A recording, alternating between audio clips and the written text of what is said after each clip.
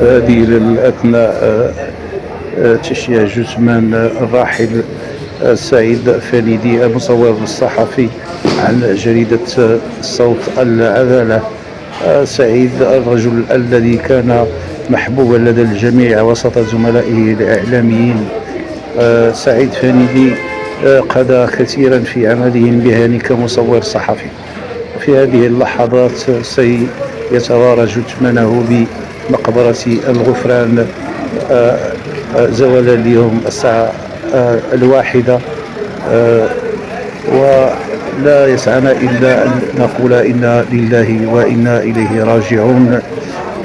مشاهدين منابر بريس، فالأخ سعيد فنيدي رحمه الله كان من طيبة ومن خيرة الناس الذين يعرف عنهم في العمل الجاد والاحترام للأصدقاء والزملاء، وكان طيبا الخلق وسط أصدقائه الإعلاميين وحضور مكثف فيه المجتمع المدني وكذلك صحفيين إعلاميين من مختلف المنابر الإعلامية أمام منزله. ومن هنا ستنطلق السيارة نقل الأموات صواب مقبرة الغفران.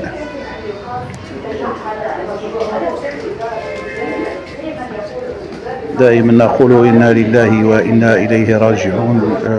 وداعا أخي سعيد، وداعا أخي سعيد فنيدي. ويسعنا كما نقول لله ما أخذ لله ما أعطى ولله ما أخذ وإنا إليه راجعون. فعلا احنا اليوم المدير نشر هي تعتبر ساعة الخير، ما تنقولوش الخير دليل أن الحضور ديال هذا الأخ ديالنا فنيدي كما كتشوفوا الحمد لله عدد ديال الأصدقاء جاوا من جميع المناطق، بالأخص الدار البيضاء جاوا باش يترحموا عليه في هذا اليوم ديال الوداع. كنعرفوا الأخ ديالنا المرحوم، كنعرفوه مزيان، ملي كنكونوا مجتمعين كنبداو نهضروا هذه أخطاءنا، كنبداو نهضروا في الناس كيقول لنا نعلو الشيطان.